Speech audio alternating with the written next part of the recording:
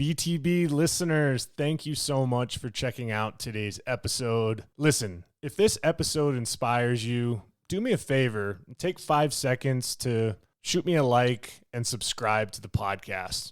There are several more exciting guests that are in the pipeline, and I just can't thank you enough for your continued support, and let's keep paying the mission forward. In today's episode, I interview Dave MacPherson. He's the former coach of renowned tennis stars Bob and Mike Bryan, the Bryan brothers, and he also coached John Isner. We discuss Dave's coaching career, his philosophy, the dynamic between him and the players that he's coached, his upcoming venture coaching Jackson Winthrow and Nate Lemons going into 2024. This conversation touches on various aspects of tennis, including doubles coaching, the mental challenges of the sport, adapting to different coaching needs, and strategy. Dave's journey is one of the most remarkable I've come across, and I look forward to sharing his story. Don't be afraid of the dark. Be careful with stars. Not every light is gonna guide you. Welcome to the BTB Project, designed to empower listeners to identify their why and to live their best lives no matter the circumstances. My name is Kollman Gearhart. A former athlete and motivational coach, I've had the opportunity to inspire thousands through my story and help accomplish what they are built to be. You'll be encouraged by each and every episode, and let's get into it. Yeah, when I blow up, I'ma soar high like Peter Pan. In real life, be living out my dreams. If I'm waking up, it's in a foreign land. The BTB Project has had many opportunities to connect with people that have unbelievable stories. And today's guest is, in my opinion, one of, or if not the best doubles coach in the game of tennis. I say that because this gentleman has had a resume that if I tried to roll it out on the ground, it would take me a few miles to read through all of the success he's been able to have. But more importantly, I'm just excited to hear more about his story, his heart, what makes him tick. He's the former coach of Bob and Mike Bryan. Spent 18 years on the ATP World Tour. He's helped not only doubles folks, but also singles players. And he's now the co-director at No Quit Academy in Las Vegas. Mr. Dave MacPherson, welcome to the BTB Project. Thank you, Kollman. A pleasure to be here. We'll enjoy our conversation. No, absolutely. And it's pretty wild how small the tennis world is. I know that James McGee is someone that works closely alongside you there at No Quit Academy. And he is someone that has been a tremendous mentor to me and what he was able to do for his country of Ireland and on the tour, and now giving back to kids at No Quit. And I would love to start for you just to share with the listeners a little bit more about why you wanted to spend the time that you have spent at No Quit and some of the lives that you've been able to impact since being there. Yeah, I suppose it was just meant to be. I had some amazing years with Mike and Bob and then John Isner, and with John winding down his career, I needed a new path to go. And I got a call around Christmas time last year from Ryan Wolfington, our president of the Inspiring Children Foundation, who support the No Quit Academy, just asking if I'd possibly be interested in being a co-director. And I just felt drawn to the whole thing because I had a lot of experience popping in and doing little appearances and little coaching days with the kids down there at No Quit.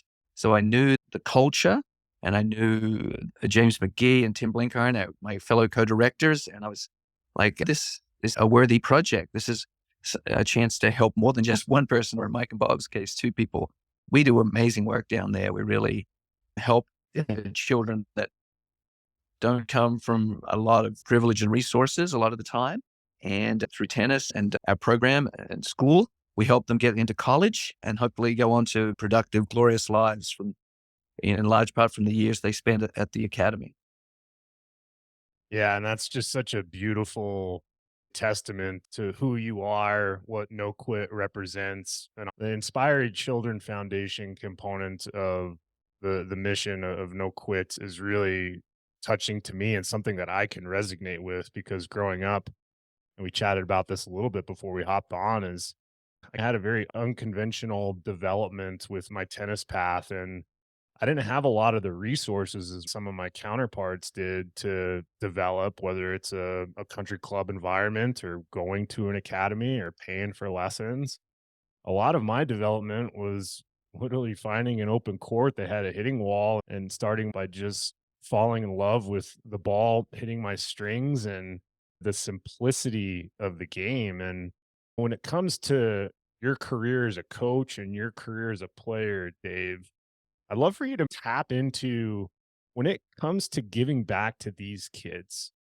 Are there some aspects of that giving back that you can resonate with how you were raised and how you grew up playing the game? Absolutely. I basically grew up in Tasmania and I learned to play on a wall. I must have played 1,000 matches against imaginary matches against myself on the wall.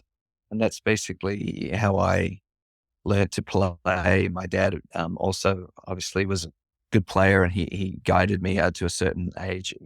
When I was about 12 or 13, I went to boarding school and that was where my journey began in Sydney. But yeah, there's just something that feels really good about helping others and in all walks of life. And I do feel like that's a massive part of the culture at No Quit. Like it's all about giving to others and that is a powerful thing and it gives you energy as well because we really feel like I think all of us is that we're there for each other. We never let each other down. We're always find the positives in adversity. And so that really is just an incredible culture that I've been able to join now these past 12 months. And yeah, I feel like it's back to my roots a little bit because it was really basic back in the day, right? In Tasmania and just getting a little collection of 8 old balls or something like that and putting a number on them and guarding them like they were my treasures to Right. take onto the wall and play imaginary matches against or my idols at the time, or Labour and Rosewall, and that's a long time ago.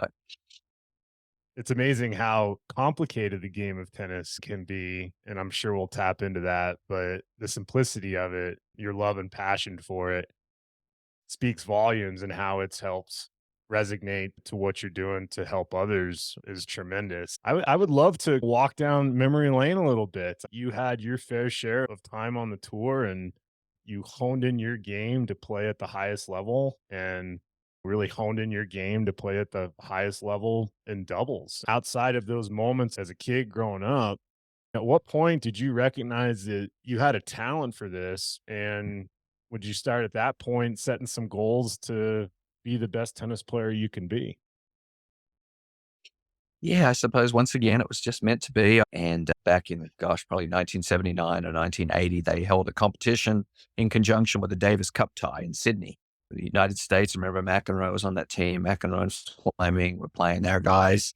And they took one 12-year-old from each state and put them in a little tournament in conjunction with the Davis Cup tie. And surprisingly, the Tasmanian kid won, just got some lucky bounces. And based on that result, when Tony Roach and John Newcomb were picking 4 or 5 kids, handpicking kids to come to boarding school in Sydney and be coached by Tony every day in the hope that we could produce some future champions. I was one of those 5 kids that were originally chosen because of that one miraculous tournament that I was able to pull off in 1979. And then that set everything in motion from Wow. boarding school in Sydney, learning under Tony, and then to go on to eventually play on the tour and specialize in doubles, which of course Newcomb and Roach were famous for. They won 5 Wimbledons back in the 60s. That was where my skill set lay, just following and copying him.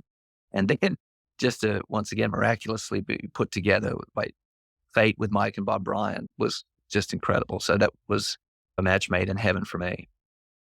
Yeah, and it definitely puts a lot of things full circle for me, Dave, because being a coach here in Colorado, I've had a lot of kids that I've sent to John Newcomb's Tennis Academy in New Braunfels, Texas. And I also, ironically, have had a lot of Stanford lineage that have been on the podcast. Former coach Dick Gould, who won 17 national championships, and obviously Bob and Mike spent some time there, and McEnroe was there, and my mentor Jeff Salzenstein was there.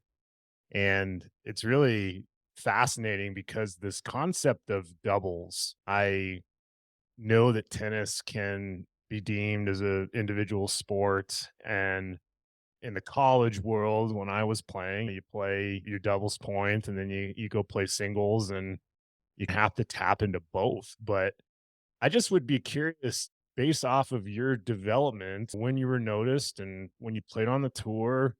Doubles is such a unique and specialized art form. And Hmm. with that art form, it can be something that is poetic and beautiful, as we got to see with guys like the Bryan brothers, but it also can be really challenging to make that transition being a really good singles player to having that crossover in doubles. So I just would love for you to share what always resonated with you with doubles as a player, and did some of those moments that you experience as a player cross into how you coach doubles? Yes, I think all kids when they're growing up, they dream of winning Wimbledon singles, and I certainly did that. And but it was just the way my skill set was made that would have more success. The older I got, the more success I would have in doubles. I was a better volleyer. I had good anticipation. I brought positive energy to my partner, all the things that help you win in doubles. That's what I was good at. And I was weaker in singles areas. Like I wasn't particularly strong or powerful. So that's what gravitated my game towards doubles, just out of realizing, wow, you're a lot better at doubles than singles. So this is where you need to focus your energies.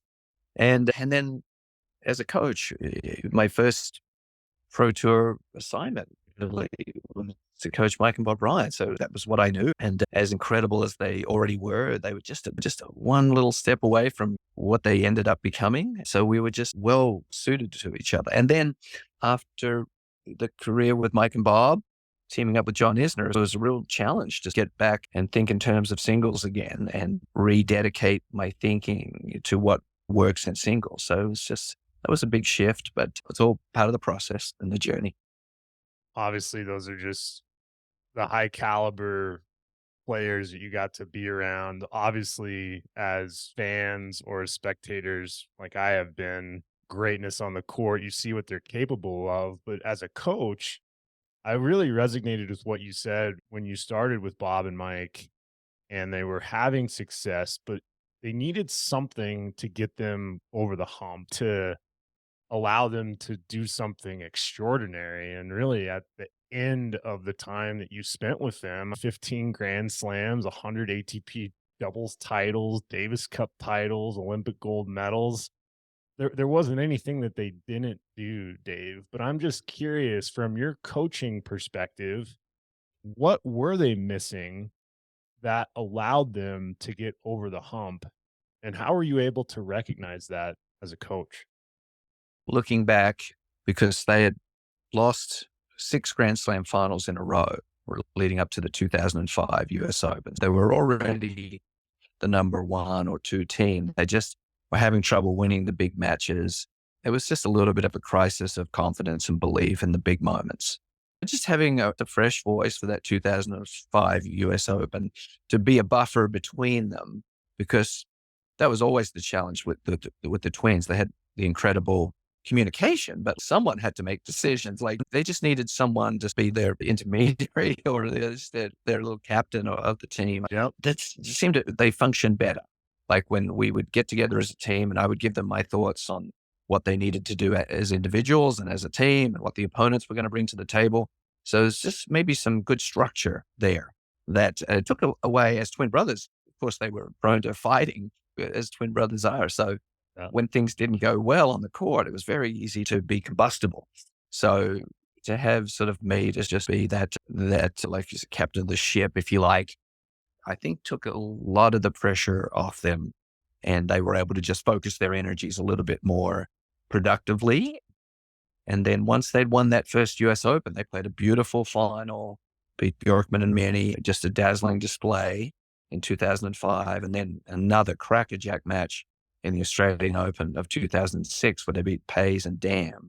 So then they'd won two in a row, and pretty much from that moment on, they didn't look back. They really felt like we are the kings of doubles, and it's just a matter of time before we break all the records. This was that little final push over the cliff to full confidence. Yeah, and I know you'll probably be able to resonate with this, but I know that as a coach, your responsibility was for those players, but it takes a village. And I know that Wayne Bryan, Bob and Mike's dad, was a huge part of their tennis development, and he's a tennis genius in his own right. I'm just curious, when you go into a situation like that where you're dealing with a brother dynamic that happened to be a doubles tandem, with your coaching, how often are you integrating other pieces around the players that you're helping to try to tap into their potential? Because sometimes I have to, as a coach myself, make sure that the parents are on board for what I'm doing to help the player and have it be a collaboration amongst all of us. So I'd love to get your 2 cents on how you integrate all of the moving parts into your coaching journey. Yes, it was a tricky dynamic in the beginning before I really learned what made them tick. And Wayne and I would communicate always via email mostly, because I guess they and this is so often the case with parents, even though he knew tennis so well and he knew the boys more intimately than me, it's still hard for parents to coach kids in a lot of cases. There's a lot of emotions there. So the boys, I think at some point felt like, and Wayne, they just realized that we're going to have to go outside the family, just get someone independent, probably just to, keep things operating at the most productive level. But Wayne and I would communicate all the time, and he would give me insights, especially in the early years, that I would have not known or not picked up on as individuals and their emotions and everything. So we were a closely knit sort of group right from the beginning, and Wayne was great with me. And we had a fantastic relationship all the way through, constant communication. And it was just the right way for him to coach. Like, he was able to still be a massive influence, not only in the formative years with his wife, Kathy, teaching them how to play, getting them all the way to Stanford, and then Coach Gould, helping them progress even farther, and then out onto the tour, all the way to where we joined up in 2005. So I guess a testament to Wayne and Kathy, that they were just intelligent and so selfless that they were able to collaborate and help the boys be the best they could be. That's really powerful that you were willing to collaborate. I've seen situations where coaches want to have the control and they sometimes push away some of these important resources that have allowed, first of all, these players are human beings. They have loved ones, they got people that care for them. There's a support system. And for you to find a way to maintain the relationship you had with Bob and Mike, to get the best out of them doing what you do as a coach, but also integrating that whole team environment of family around them. I think that the way that you would do that is really special. Looking back on that moment with Bob and Mike, I know you mentioned a couple matches, but was there a moment where it allowed you to sit back, seeing those two guys play, and say, I cannot believe these guys are playing at this level? Were there any like awe moments in your career as a coach, or all the time you spent, all the energy and sacrifice you put in to get these guys ready to play, that this was what you expected the outcome to be?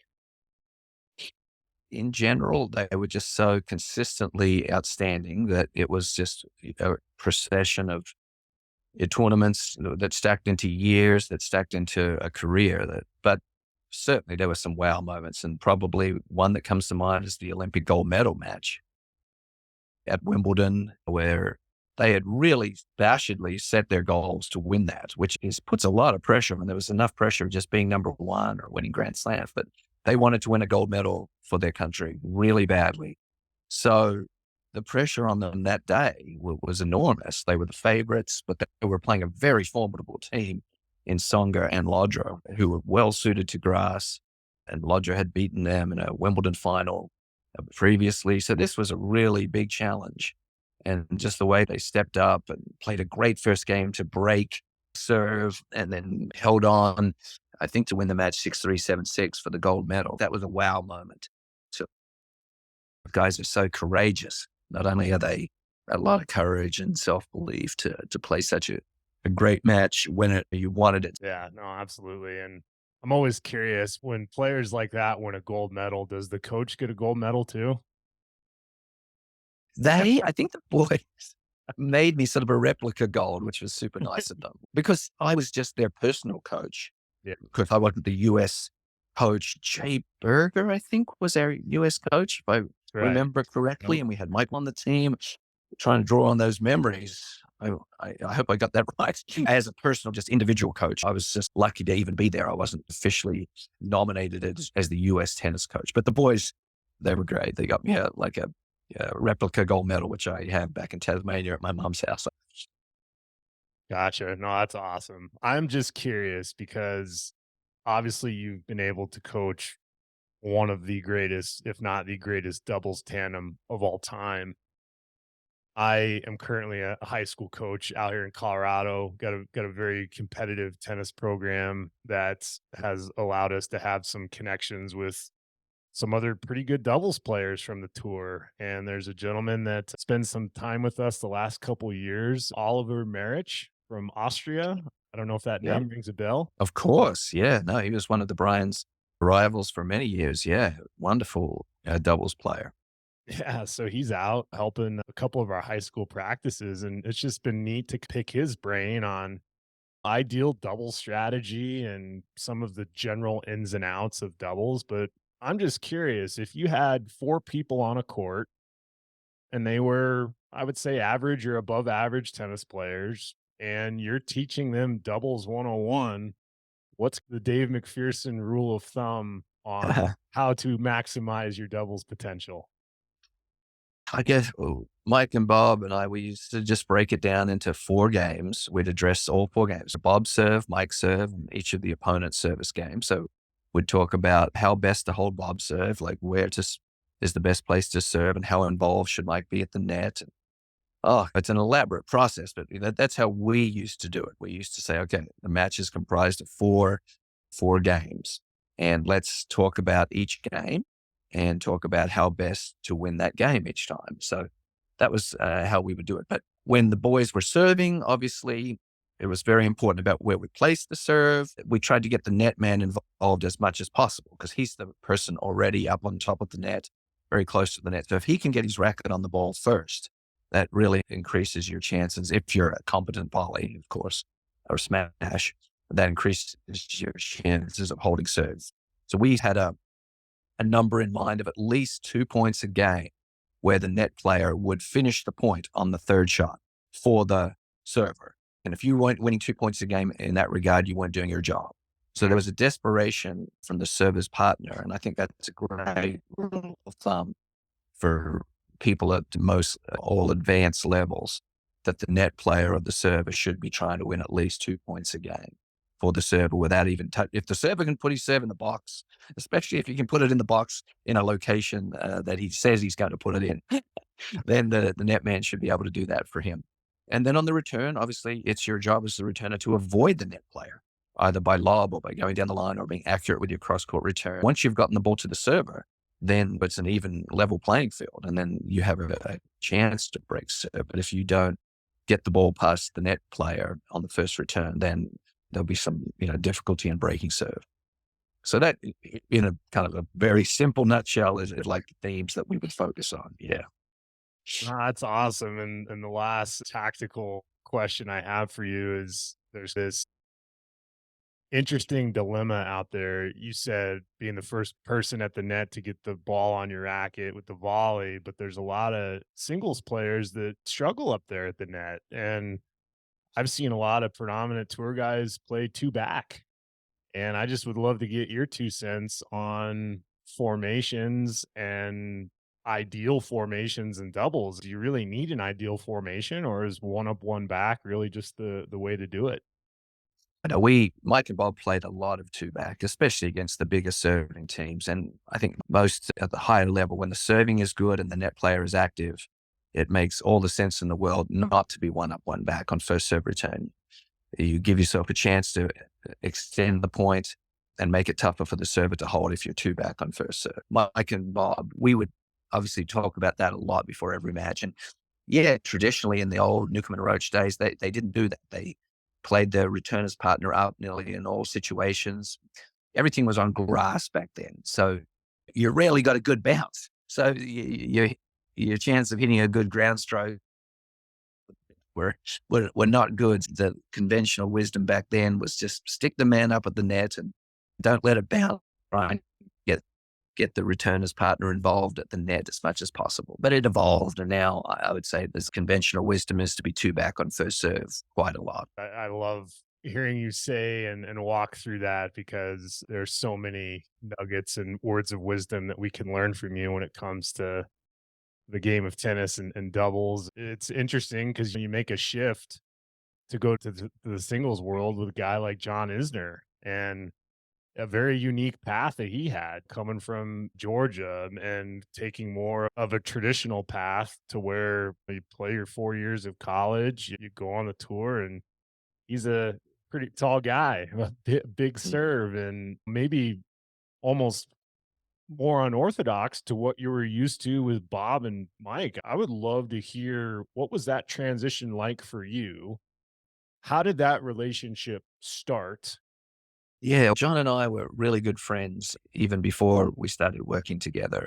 Got to know him a lot during Davis Cup because I was there helping Mike and Bob play the doubles point. Jim Courier, the captain at the time, was fantastic about inviting me onto the team in an unofficial capacity to just try and help Mike and Bob be at their best so he could focus on the singles aspects of the points. But so John and I bonded during Davis Cup, and then his coach at the time, Justin Gimelstob, was my best friend also. So that was just really good synergy.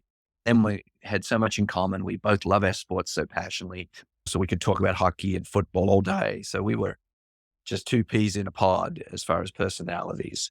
That was just a really good fit for us. When John asked me to come help and join the team with Justin and Renee Moeller, we were a triumvirate coaching partnership there for 2018, I think. So it was just he was just a pleasure to coach. And of course, he was, like you say, a unique player. He was 6'11" or thereabouts, and the best serve in history of the game, and a very good tennis player as well. But when you're 6'11", you can't obviously move and stay in baseline rallies with the best players of the game. So the strategies involved in him being at his best were a big shift and everything. So yeah, it was just a really good challenge for the years that we had together, but very enjoyable partnership as like it was with Mike and Bob.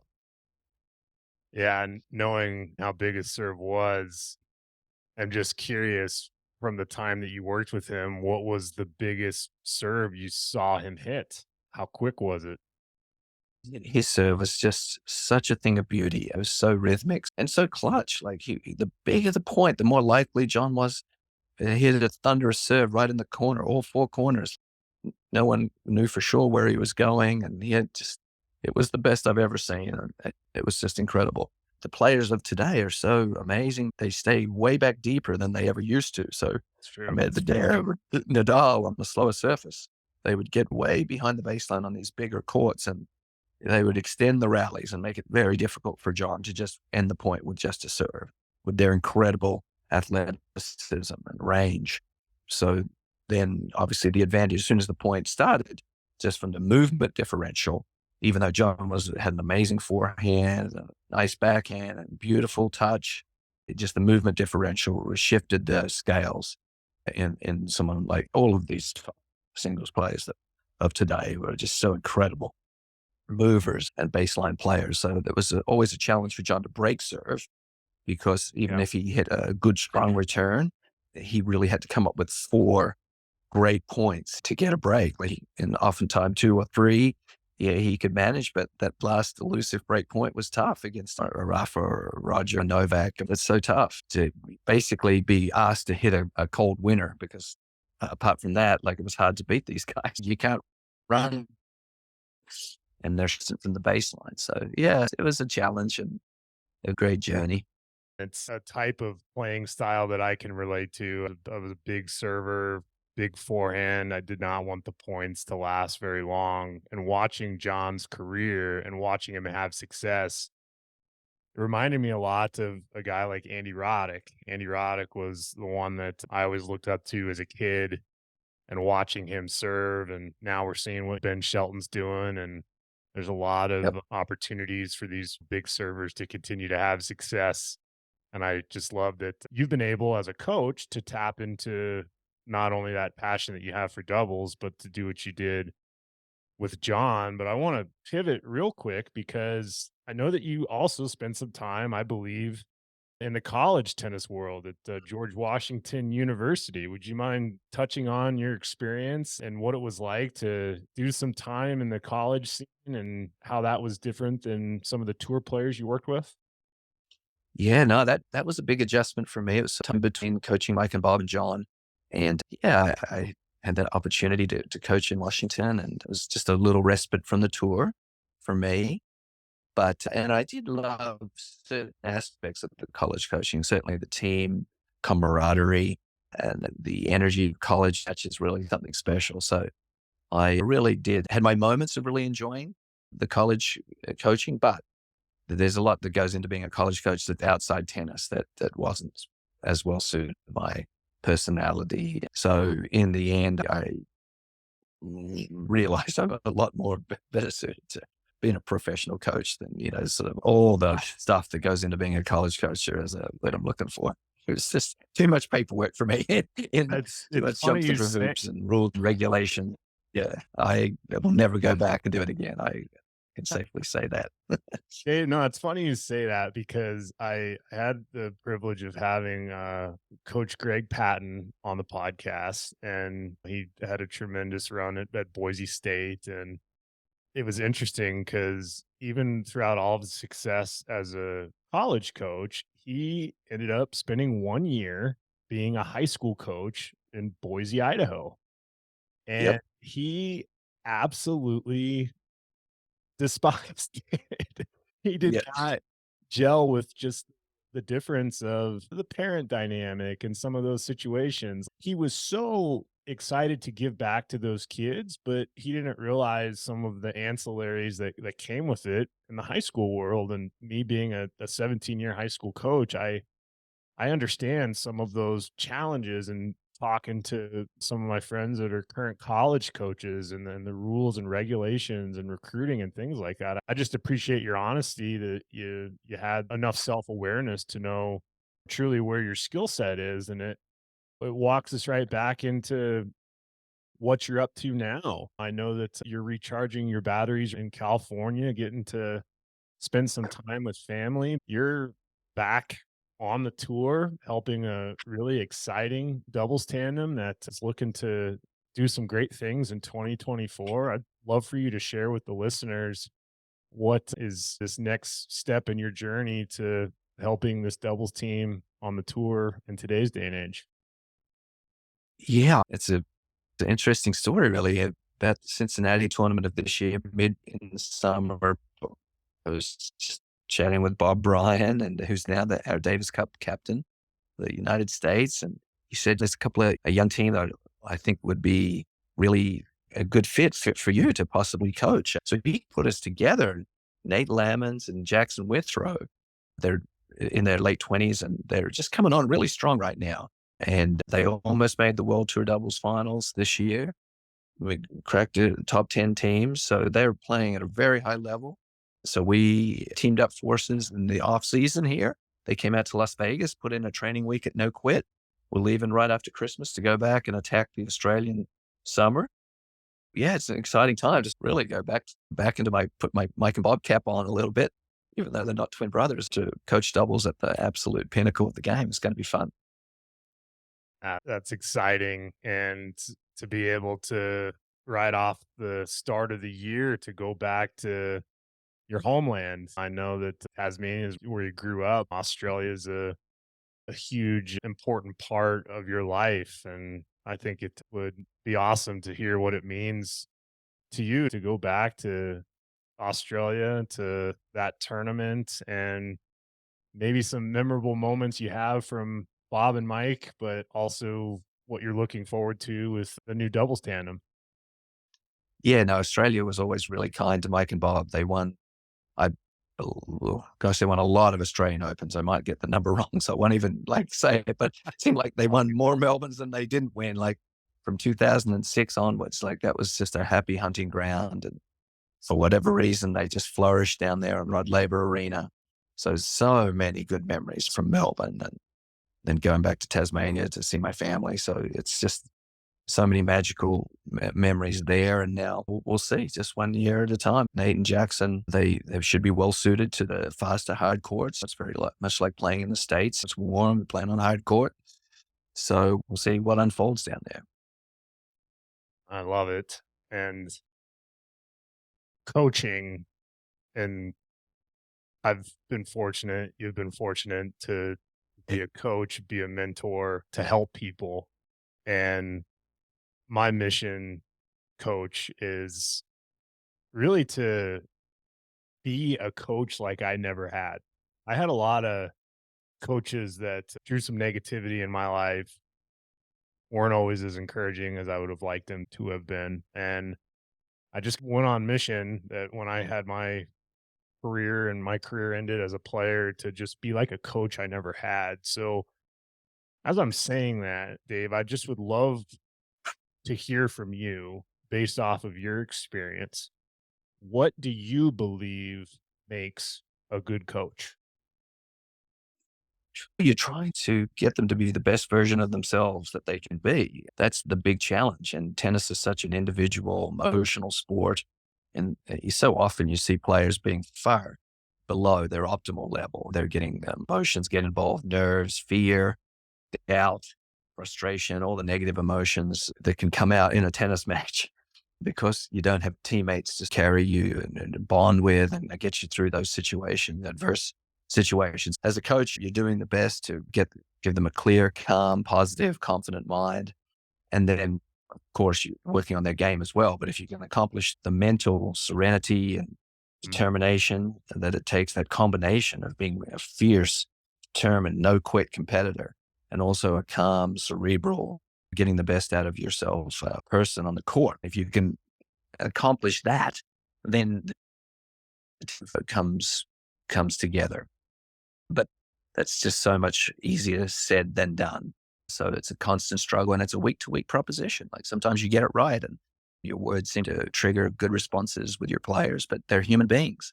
And one week, John will be in one wonderful place and playing just amazing tennis and beating the best singles players in the world. And the next week, the emotions get the better of him when he plays a more anxious, irritated match. And you don't wonder because you've been there yourself, what it's like.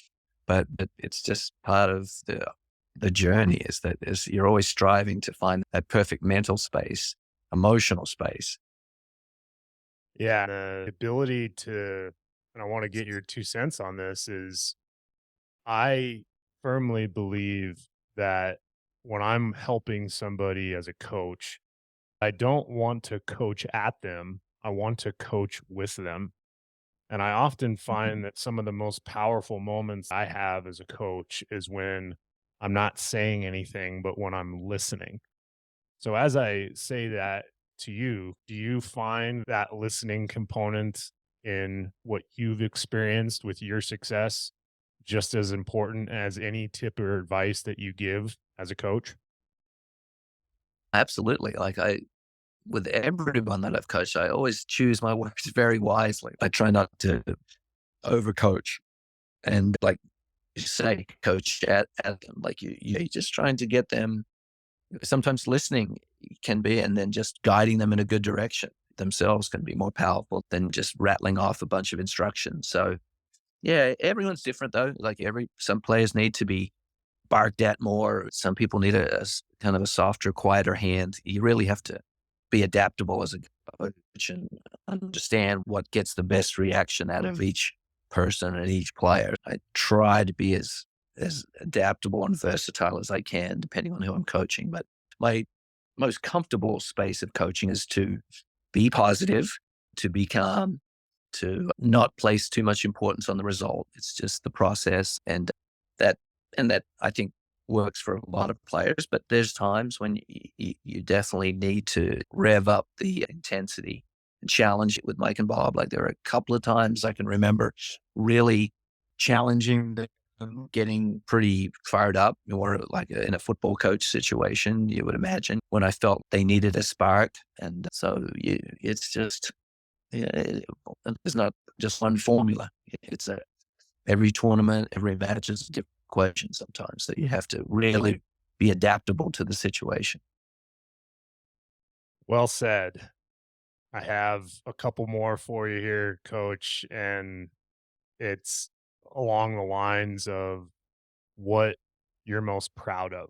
I had a situation recently where one of my former players came up to me and said, Coach, you've had this many state championships for individuals and you've had all of this success of coach of the year and stuff like that. And I look at those results and I look at your results, and those are all fine and dandy. But I had a moment about a year ago where my son, he is a cross country and track runner in high school. And I got to, as his dad, just sit in the stands, obviously cheering him on and listening and just observing the environment. And he goes out and wins a state championship for his high school. And one of the most proudest moments I've ever had in my life was not anything that I accomplished as a coach, but just being present in the moment of my son having his moment. And when I say that, I just would love for you to share with the listeners, what is the proudest moment in your life holistically based off of everything that you've been able to experience? Oh, I think that to have the close relationship with my daughters, obviously, is, even though I was apart from them so much, it was a tough growing up for them, the dad traveling so much, and they would come with me when it was possible. But we had just great quality time that now, just to know that we're still so close despite all the sacrifice of time that was necessary to do my job. So that's just the biggest blessing for me. And then to have such a great relationship with Mike and Bob and John after all the trials and tribulations that we went through, all of us together, to just be such good friends after the fact is really special to me, because it's a cauldron of competition, especially at that level. So to come through so many years, like 15, I think it was, with Mike and Bob, maybe 7 with John, and to be so close despite all the ups and downs, that means a lot to me too.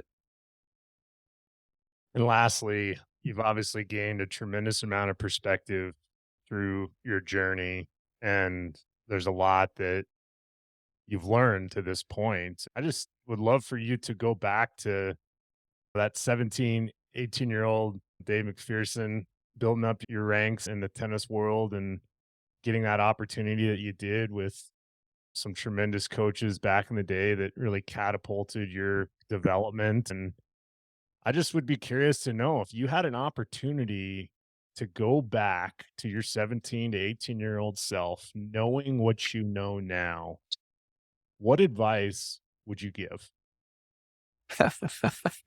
Oh gosh, I wouldn't change anything. Everything's just meant to be. Obviously, looking back, I would have tried to learn a 200 backhand, and I would have played doubles on the deuce like Bob ended up as a lefty. There's lots of Yeah, things that I would have probably tried I to would play have done left-handed differently, like you know, that's right. but there's no point really. You can't change anything. But I suppose, no, I wouldn't change anything. Like, I obviously could have done better as a player. I did well, but looking back, I should have developed a stronger baseline game. And maybe because growing up, our heroes were all Australian, one-handed backhand, all slices. And by the time the 80s rolled around, so that game was a bit antiquated. So just from a practical standpoint, I probably should have tried to learn a better topspin backhand or a two-handed backhand to see the future, because I was playing such an old-fashioned way that it just didn't stack up very well with where the game went. So I suppose just if you're asking from a practical standpoint, would a 17-year-old David MacPherson to be a better tennis player?